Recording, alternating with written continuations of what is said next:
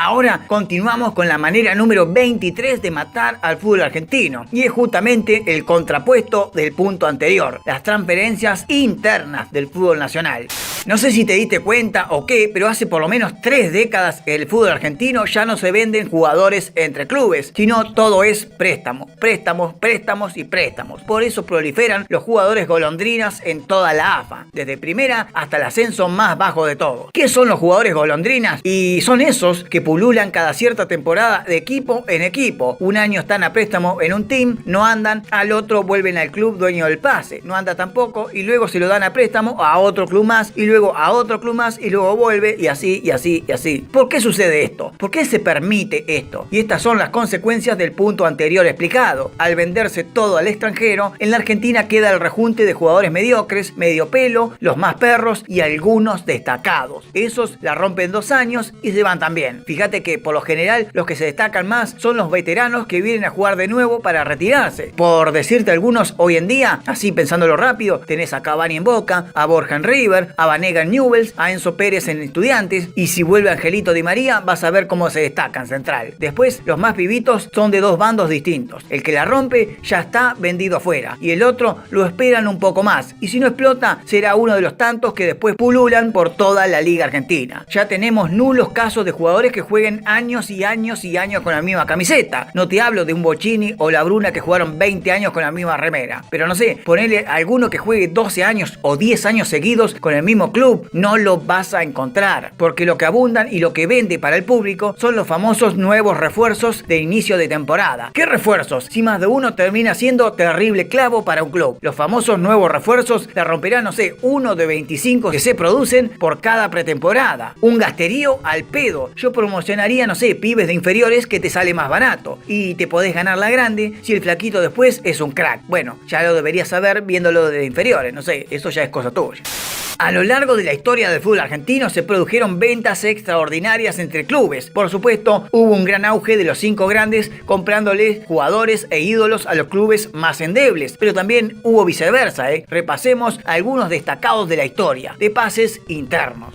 La Liga Argentina que fundó el profesionalismo lo hizo de manera pirata, no afiliada a la FIFA, y por lo tanto los pases eran de club a jugador y no de club a club. Eso está muy mal. Algunos jugadores fueron buenos agradecidos con el club que dejaban y parte de su venta se la regalaron como muestra de gratitud y cariño por el club que los había formado. En 1931, el primer año profesional, los booms de la era profesional lo provocaron los grandes y populares clubes que ahora dejaban la etapa amateur para ser profesionales. Boca trajo a Barallo de Gimnasia, River trajo a Peuchele de Sportivo Buenos Aires y Racing trajo a Botazo, el arquero de Argentino de Quilmes. Los 3 jugadores fueron subcampeones del mundo en Uruguay en 1930. Pero el quilombo verdadero lo armó River en 1932, cuando gastó una fortuna nunca vista hasta ese momento, y de ahí viene el apodo de Millonarios, y trajo un montón de jugadores para la temporada del 32. El más destacado fue el gran Bernabé Ferreira, que venía de Tigre y que revolucionó el fútbol con sus goles en las primeras 12 fechas de manera consecutiva del torneo y sus 44 goles al final de la temporada. Después vinieron un montón de pases internos que fueron verdaderos boom dentro de los clubes, como el caso del Chueco García, que pasó de Rosario Central a Racing en el año 36, el caso del Pepe Minela, que pasó de Gimnasia de La Plata a River en 1935, el caso de Juan Estrada, el arquero de Huracán, que pasó a Boca en 1938, el caso de Vicente de la Mata, que pasó de Central Córdoba de Rosario a Independiente en 1937, solo por nombrar algunos, en la década del 30. En los años 40 siguieron los grandes pases como la llegada de Sarlanga, Gandulla y Emeal a Boca, provenientes de Ferro, la llegada de Cantelli y Pontoni al Newell's de 1941, proveniente de clubes santafesinos, el boom que produjo Roberto D'Alessandro, el 9 descartado de la máquina de River, que ahora pasaba a Racing en 1943, el pase de Pontoni de Newell's a San Lorenzo en el 45, la revolución histórica que produjo Atlanta en 1947 al gastar más de 500.000 pesos en 18 jugadores, entre ellos 3 jugadores de la máquina de River como Soriano, De Ambrosi y el maestro Pedernera. El trueque de jugadores que hicieron Huracán y Racing en 1948, cuando pasaron Tucho Méndez, Salvini y Simes a la academia y llegaron Ricardo, Gualdino Aguirre, Usali Filgueiras al Globo. Los manotazos de Aguado de Boca por mejorar las campañas pésimas que hacía, que compró a Heleno de Freitas, el brasileño, en 1948 con una cifra nunca vista hasta ese momento y terminó fracasando rotundamente. Y en 1948 1949 se llevó a Campana y Bucico de Chacarita, a Ferraro de Vélez y a Ricañi de Platense. Luego del éxodo del 49, las ventas fueron menores, los mejores estaban afuera. Y en los años 50, entre lo más destacado tenemos el pase de Boyé a Racing proveniente del extranjero, de Bernaza, de Platense a River, de Pisuti de Banfield primero a River y luego a Racing, Mourinho de Banfield a Boca, el saqueo que hizo la intervención del gobierno nacional a Estudiantes de La Plata, que hizo depurar el plantel profesional completo, donde la mayoría se fue a parar a Huracán. A partir del año 1954 comienzan a repatriarse los que venían de Colombia y vuelven Cosi, Pipo Rossi, Bontoni, Pedernera. Boyé pasa de Huracán a Boca para retirarse y esto se vuelve una constante en varios ídolos que se retiran en equipos ajenos, como Pipo Rossi retirándose en Huracán, Tucho Méndez retirándose en Tigre, Chaprín Lustó retirándose en Estudiantes de La Plata, Infante retirándose en Gimnasia de La Plata, Ruggiero retirándose en Tigre y etcétera, etcétera.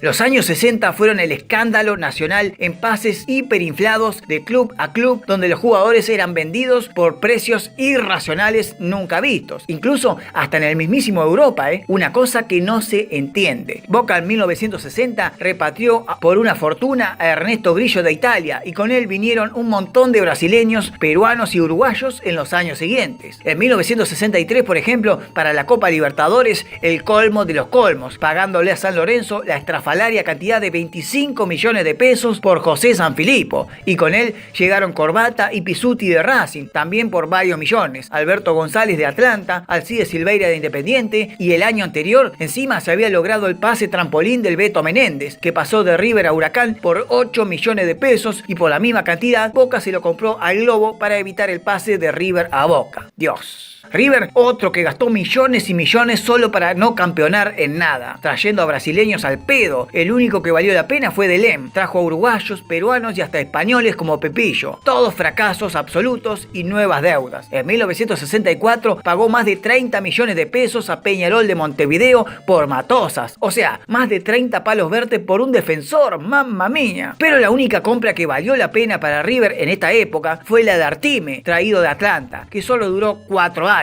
Y luego pasó por el rojo, donde sí fue campeón. Racing repatrió a Maschio de Italia. Huracán adquirió el pase de Facundo, ex jugador de San Lorenzo. Menotti pasó de Central a Racing y de la Academia a Boca. Bilardo pasó de San Lorenzo al Deportivo Español y de ahí a Estudiantes de La Plata. El Tanque Rojas de Lanús a Gimnasia y del Lobo a Boca. Gatti pasó de Atlanta a River y luego de River a Gimnasia. Pastoriza pasó de Colón a Racing y de Racing a Independiente. Y los pases internos siguen en los años 70. Tarabini de Independiente a Boca. Rojitas, el ex Boca, tuvo un paso fugaz por Racing y luego en Lanús. Hauseman pasó de Defensores de Belgrano a Huracán. Basile y Chavay de Racing a Huracán. El Pato Filiol de Quilmes a Racing y de la Academia a River. Luque de Unión a River. Sanabria de Newell's a Boca. Beglio de San Lorenzo a Boca. Perfumo de Brasil volvió para jugar en River. Baley de Estudiantes a Huracán y de Huracán a Independiente. Kempes de Instituto a Rosario Central, Ardiles de Instituto a Huracán, y así siguieron los años 80, como por ejemplo el Diego de Argentinos a Boca, Kempes repatriado del extranjero para jugar en River, el Tolo Gallego de Newell's a River, Morete de Boca a Independiente y luego a Talleres de Córdoba, y así se van sucediendo grandes pases de clubes a clubes. Algunos fueron a préstamo, pero la mayoría eran pases comprados 100%. Entonces, ¿qué pasó en los años 80 y 90 para terminar con casos como por ejemplo el del Pichi Escudero, que pasó por 12 equipos diferentes en su carrera? Casos como el de Toti Iglesias, que pasó por 10 equipos solo argentinos en toda su carrera. Esteban Pogani pasó por 11 equipos diferentes solo en Argentina. El Loco de la Libera pasó por 10 equipos distintos solo en Argentina. El Tweety Carrario pasó por 12 equipos solo en Primera División en Argentina, porque también pasó por el ascenso con otros equipos. El Tanque Silva pasó por 10 equipos argentinos distintos en Primera División. Mariano Campodónico, escuchá bien, en el ascenso pasó por más de 15 equipos solo en Argentina. El Pirata Surnomás pasó por más de 14 equipos en Argentina, entre Primera, Segunda y Tercera División. Matías Villavicencio pasó por 13 equipos distintos, y la lista sigue y sigue con los directores técnicos, como Miguelito Russo y sus 10 equipos argentinos dirigidos, donde con varios tuvo más de 2 y 3 etapas distintas, como por ejemplo Rosario Central. Diego Dabove ya lleva 7 equipos distintos. El Huevo Rondina lleva 16 equipos argentinos dirigidos. Pipo Gorosito lleva 10 equipos distintos y por varios pasó más de una vez. Caruso Lombardi ha dirigido 16 equipos distintos y con varios pasos en algunos clubes, como por ejemplo Tigre. La lista continúa hasta el infinito con una cantidad abrumadora de directores técnicos y jugadores golondrinas que van de fracaso en fracaso, de fracaso en fracaso. Pero, ¿cómo le voy a decir fracasado? ¿Y por qué no continúan en el mismo equipo entonces 5 años seguidos si son tan exitosos? Esto es una conglomeración de errores y fallos de la AFA al permitir que los pases y préstamos sean efímeros. ¿Vos te acordás que hace más de 20 años, por ejemplo, los contratos eran firmados por 2 o 3 años? Ahora todos los contratos son firmados por solo un año. Que la cláusula, que la coima, que la prima, que la tía, qué sé yo. ¿Cuántas trabas tienen para renovar un contrato? ¿Y cuántas exigencias por demás explotadoras tienen los clubes para que el director técnico o el jugador se quede? Todo es rapidito. No andás, chau, andate, ya buscamos otro. Todo es tan resultadista y exigente en el momento que se han quemado jugadorazos pibes por no rendir inmediatamente. Y también se han interrumpido buenas gestiones de entrenadores por no ganar, 5 partidos seguidos. Lo loco es que muchos de esos entrenadores echados después vuelven al club donde fueron echados y recontraputeados de nuevo.